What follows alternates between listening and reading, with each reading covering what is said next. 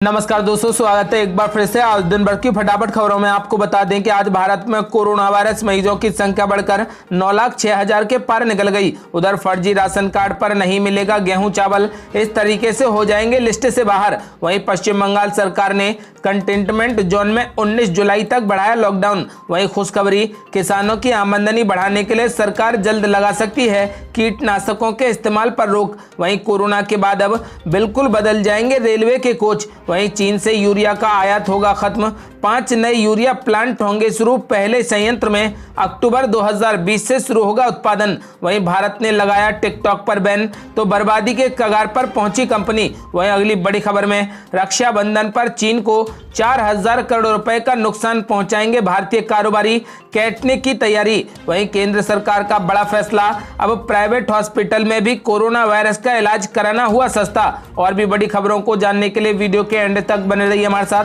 बस आपसे निवेदन है, कृपया वीडियो को लाइक कर दें, चैनल को सब्सक्राइब कर लें और घंटी बटन जरूर दबा दें। दरअसल दोस्तों, आपको बता दें कि आज भारत में कोरोना वायरस मरीजों की संख्या बढ़कर 9,06,752 हो गई, जिसमें से 23,727 मरीजों ने दम तोड़ दिया। और अच्छी बात यह है कि 5,71,459 मरीज बिल्कुल ठीक हो गए। वह अगली बड़ी खबर, फर्जी राशन कार्ड पर अब नहीं मिलेगा गेहूं चावल, इस तरीके से हो जाएंगे लिस्ट से बाहर। दरअसल दोस्तों, आपको बता दें कि प्रधानमंत्री गरीब कल्याण योजना पार्ट 2 के तहत सरकार जिनके पास राशन कार्ड नहीं है उनको भी 5 किलो मुफ्त गेहूं या फिर चावल और 1 किलो चना नवंबर महीने तक दे रही है। सरकार ने देश की मौजूदा स्थितियों और आगामी महीने में देश में होने वाले त्योहारों को देखते हुए इस योजना को नवंबर 2020 तक बढ़ा दिया है। इसके तहत देश के 80 करोड़ से अधिक एनएफएसए को उनकी मासिक पात्रता के अलावा प्रति व्यक्ति 5 किलो गेहूं अथवा चावल तथा प्रत्येक परिवार को 1 किलो चना उपलब्ध कराया जाएगा।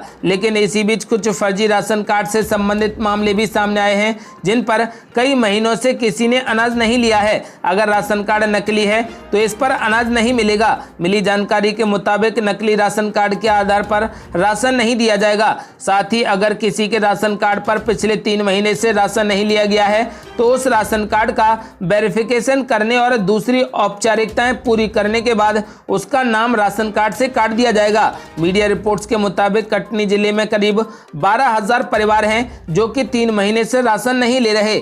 ऐसे में उनको नकली माना जा रहा है। अगर यह बात सही है तो बहुत बड़ी गड़बड़ी सामने आएगी। आपको बता दें कि शायद इसी गड़बड़ी से बचने के लिए राशन कार्ड को आधार कार्ड से लिंक करने के लिए अनिवार्य किया गया है। वह अगली बड़ी खबर, पश्चिम बंगाल सरकार ने कंटेनमेंट जोन में 19 जुलाई तक बढ़ाया लॉकडाउन। दरअसल दोस्तों, आपको बता दें कि पश्चिम बंगाल में कोरोना वायरस संक्रमण का प्रसार बढ़ता ही जा रहा है। संक्रमण के मामलों में तेजी को देखते हुए पश्चिम बंगाल सरकार ने कंटेनमेंट जोन में 19 जुलाई तक लॉकडाउन को बढ़ा दिया है। कंटेनमेंट जोन में सख्ती से लॉकडाउन का पालन करना होगा। बंगाल में कोरोना वायरस से मंगलवार को 24 और लोगों की मौत होने के बाद राज्य में इस महामारी से जान गंवाने वालों की संख्या 980 तक पहुंच गई है। आपको बता दें कि और अब तक राज्य में 32,838 लोग इस महामारी की चपेट में आ चुके हैं। आपको बता दें कि पश्चिम बंगाल सरकार ने अब कंटेनमेंट जोन में 19 जुलाई तक के लिए लॉकडाउन को बढ़ा दिया है।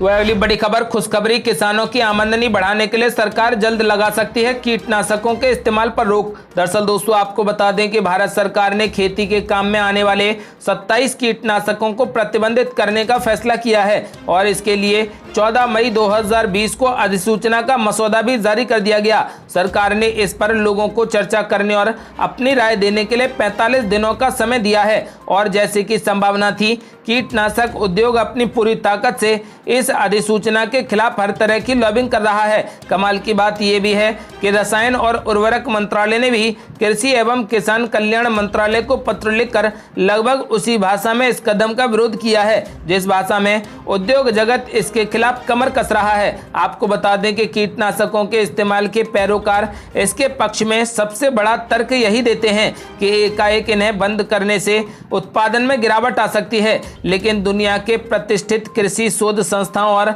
WHO द्वारा समय समय पर जारी रिपोर्ट में लगातार ये बात सामने आई है और कही गई है कि ऐसी आशंका का कोई भी आधार नहीं है। साल 2003 में अंतर्राष्ट्रीय चावल शोध संस्थान के निदेशक रोनाल्ड कैप्टिल ने एक अन्य वैज्ञानिक के साथ मिलकर धान की खेती में कीटनाशकों के प्रयोग पर एक अध्ययन किया था। इसके निष्कर्ष में उन्होंने बहुत साफ कहा कि एशिया में धान की फसलों पर कीटनाशकों का इस्तेमाल समय और मेहनत की बर्बादी है। अध्ययन में कैंट्रेल और उनके साथी वैज्ञानिक ने कहा कि वियतनाम, फिलीपींस, बांग्लादेश और भारत में हमने किसानों को कीटनाशकों के बिना चावल की बेहतरीन खेती करते देखा है। आपको बता दें कि अब भारत ने 27 कीटनाशकों पर प्रतिबंध लगा दिया है। वह अगली बड़ी खबर, कोरोना वायरस के बाद अब बिल्कुल बदल जाएंगे रेलवे के कोच। दरअसल दोस्तों आपको बता दें कि रेल मंत्री पीयूष गोयल ने सोशल मीडिया प्लेटफॉर्म ट्विटर के जरिए बताया कि कोरोना वायरस संक्रमण को रोकने के लिए भारतीय रेलवे ने नए तरह के कोच डिजाइन किए हैं। इनमें हैंड्स फ्री सुविधाएं, copper coated handle, lens plasma air purifier, titanium dioxide coating वाले मटेरियल से बनी सीटों का इस्तेमाल किया गया है।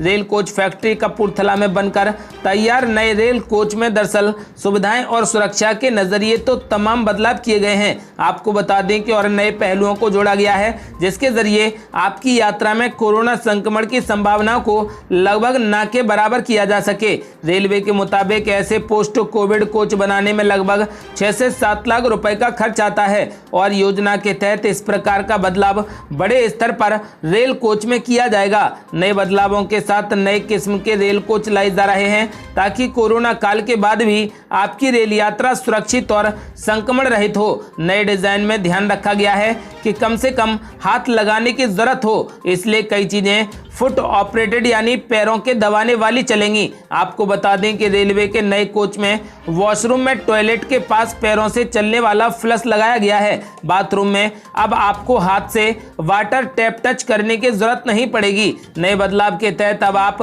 पैर से या फिर फुट प्रेस के जरिए यानी साबुन, पानी या फिर किसी भी अन्य चीज को बाहर इस्तेमाल कर सकते हैं। टॉयलेट में फ्लश के लिए फुट ऑपरेटेड फ्लश की सुविधा दी गई है, यानी कि सारी चीजें आपके पैरों से ऑपरेट होंगी। इसी तरह टॉयलेट में दाखिल या फिर बाहर जाने के लिए डोर हैंडल के बजाय आप फुट प्रेस या फिर पैरों के जरिए दरवाजा खोल सकते हैं। टॉयलेट के बाहर मौजूद वॉश बेसिन पर भी अब आपको हाथों का इस्तेमाल करने की जरूरत नहीं होगी। आप फुट प्रेस के जरिए ही वाटर टैब या फिर साबुन यूज कर सकते हैं।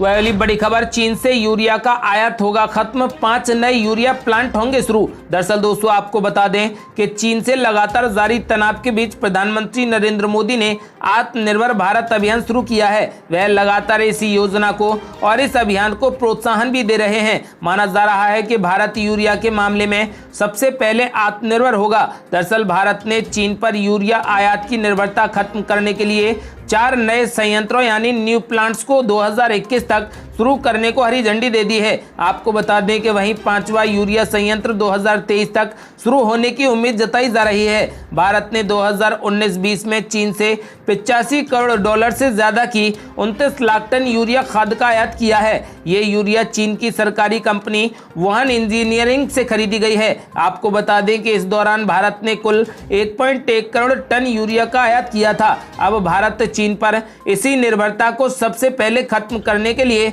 5 नए यूरिया संयंत्र स्थापित करने की दिशा में काम कर रहा है। हर संयंत्र की सालाना उत्पादन क्षमता 12.7 लाख टन यूरिया की होगी। वह अगली बड़ी खबर, भारत ने लगाया टिकटॉक पर बैन तो बर्बादी के कगार पर पहुंची कंपनी, अब चीन में बना ऑफिस भी हो सकता है बंद। दरअसल दोस्तों आपको बता दें कि भारत में बैन टिकटॉक ऐप अब चीन से नाता तोड़ना चाहता है। बाइटडांस लिमिटेड ने कहा कि वह अपने टिकटॉक कारोबार के कॉर्पोरेट ढांचे में बदलाव करने की सोच रहा है। कंपनी ने कहा कि अमेरिका की चिंता मूल कंपनी के चीनी ओरिजिन को लेकर है। इसको लेकर कंपनी के अधिकारियों की बैठक हुई। बैठक में शामिल एक अधिकारी के मुताबिक इसमें टिकटॉक के लिए एक नया मैनेजमेंट बोर्ड बनाने और चीन के बाहर ऐप के लिए एक अलग मुख्यालय स्थापित करने जैसे विकल्पों पर चर्चा की गई है। आपको बता दें कि न्यूज एजेंसी ब्लूमबर्ग के मुताबिक शॉर्ट वीडियो और संगीत ऐप टिकटॉक या फिर वाइट डांस से अलग अपना मुख्यालय नहीं है। यह चीन के कैंपेन आइसलैंड में स्थित है। वैश्विक आधार पर टिकटॉक अपना नया हेडक्वार्टर खोलने के लिए कई स्थानों पर विचार कर रहा है। बता दें कि इसके 5 सबसे बड़े कार्यालय Los Angeles, New York, London, Dublin और सिंगापुर में हैं। वह अगली बड़ी खबर, रक्षाबंधन पर चीन को 4000 करोड़ रुपए का नुकसान पहुंचाएंगे भारतीय कारोबारी, काटने की तैयारी। दरअसल दोस्तों आपको बता दें कि देश के छोटे व्यापारियों के संगठन confederation of all India traders ने इस साल रक्षाबंधन के त्योहार को देश भर में हिंदुस्तानी राखी के तौर पर मनाने की घोषणा की है। आपको बता दें कि कैट का दावा है कि इससे चीन को 4000 करोड़ रुपए के कारोबार का नुकसान होगा। साथ ही वह सीमा पर तैनात भारतीय सैनिकों के लिए 5000 राखियां भी भेजेगा। आपको बता दें कि कैट ने कहा कि इस साल 3 अगस्त को देश भर में रक्षाबंधन के त्योहार को हिंदुस्तानी राखी त्योहार के रूप में मनाने का फैसला किया गया है। आपको बता दें कि कैट ने बताया कि इस बार रक्षाबंधन पर चीन में बनी राखी और राखी से जुड़े किसी भी सामान का इस्तेमाल नहीं किया जाएगा। वहीं देश की सीमाओं की रक्षा में लगे सैनिकों का उत्साह बढ़ाने के लिए कन्फेडरेशन की महिला शाखा केंद्रीय रक्षा मंत्री राजनाथ सिंह को 5000 राखियां देंगी। आपको बता दें कि जिसे वह हमारे जवानों तक पहुंचा सकेंगे। इसके अलावा देश के हर शहर में सेना अस्पतालों में भर्ती सैनिकों को अस्पतालों में जाकर और विभिन्न शहरों में लोगों की रक्षा में तैनात पुलिसकर्मियों को भी कन्फेडरेशन की महिला सदस्य राखी बांधेंगी। वह अगली बड़ी खबर, केंद्र सरकार का बड़ा फैसला, अब प्राइवेट हॉस्पिटल में भी कोरोना वायरस का इलाज कराना हुआ सस्ता। दरअसल दोस्तों आपको बता दें कि केंद्र सरकार ने प्राइवेट हॉस्पिटल में कोरोना वायरस के सस्ते इलाज को लेकर बड़ा फैसला किया है। इसके तहत केंद्र सरकार की स्वास्थ्य योजना के तहत पैनल में शामिल किए गए अस्पताल योजना के लाभार्थियों से कोरोना वायरस के इलाज के लिए राज्य सरकार की ओर से तय दर के मुताबिक शुल्क वसूल पाएंगे। आपको बता दें कि CGHS निदेशक की ओर से जारी ऑफिस मेमोरेंडम में कहा गया है कि पैनल में शामिल प्राइवेट अस्पताल योजना के लाभार्थियों से राज्य सरकारों की ओर से तय corona virus treatment package rates के हिसाब से ही शुल्क ले सकेंगे। वही मौसम अपडेट, स्काईमेट वेदर के अनुसार अगले 24 घंटों के दौरान दक्षिणी गुजरात, कोंकण, गोवा, तटीय कर्नाटक, विदर्भ के कुछ हिस्सों, मराठवाड़ा, तेलंगाना, उत्तरी आंतरिक कर्नाटक, उप हिमालय, पश्चिम बंगाल, सिक्किम और अंडमान व निकोबार द्वीप समूह पर हल्की से मध्यम वर्षा के साथ कुछ स्थानों पर भारी वर्षा हो सकती है। असम में भी 1-2 स्थानों पर भारी वर्षा का अनुमान है। पूर्वोत्तर भारत, गंगीय पश्चिम बंगाल, उत्तर पूर्वी बिहार, झारखंड, उड़ीसा, मध्य प्रदेश, छत्तीसगढ़, गुजरात, पूर्वी और दक्षिणी पूर्वी राजस्थान, शेष बिहार, उत्तर प्रदेश के मध्य और पूर्वी हिस्सों में, उत्तराखंड, केरल और लक्षद्वीप में कुछ स्थानों पर हल्की से मध्यम बारिश की संभावना है। ये थी अब तक की बेहद बड़ी खबरें। यदि आप भी चाहते हैं कि भारत जल्द से जल्द कोरोना मुक्त हो जाए तो इस वीडियो को लाइक करें, चैनल को सब्सक्राइब करें और घंटी बटन जरूर दबा दें। जल्दी मिलते हैं बड़ी अपडेट के साथ, तब तक के लिए जय हिंद, जय भारत।